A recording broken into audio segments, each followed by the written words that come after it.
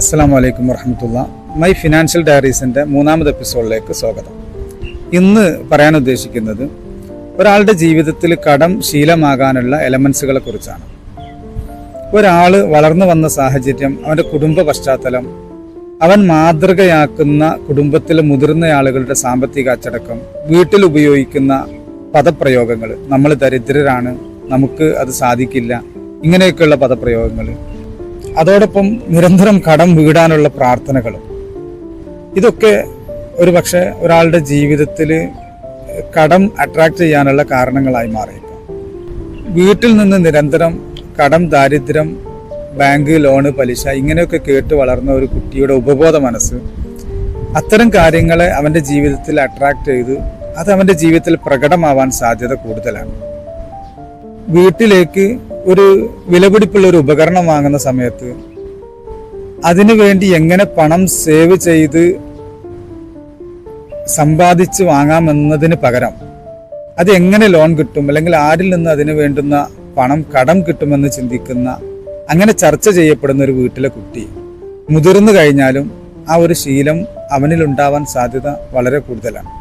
അത്തരമൊരു പ്രൊഡക്റ്റ് വാങ്ങാൻ അവൻ ഭാവിയിൽ ചിന്തിക്കുന്ന സമയത്തും തൻ്റെ കുടുംബം നേരത്തെ എടുത്ത രീതിയിൽ അതേ രീതിയിൽ മാത്രമേ ചിന്തിക്കുകയുള്ളൂ. ഇതുപോലെ തന്നെയാണ് കടത്തെക്കുറിച്ചുള്ള പ്രാർത്ഥനകൾ.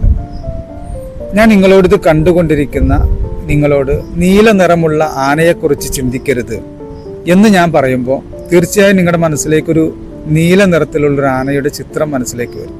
അതേപോലെ എൻ്റെ കടം വീടണേ, എനിക്ക് രോഗം തരരുത് എന്നൊക്കെ പ്രാർത്ഥിക്കുമ്പോൾ, ദുആ ചെയ്യുമ്പോൾ ആ ഒരു കാര്യത്തെ നമ്മിലേക്ക് അട്രാക്റ്റ് ചെയ്യുകയാണ് ചെയ്യുന്നത്. അതേസമയം നമുക്ക് സമ്പന്നത ചോദിക്കാം, ആരോഗ്യം ചോദിക്കാം, അതൊരു പോസിറ്റീവായ വേർഡാണ്.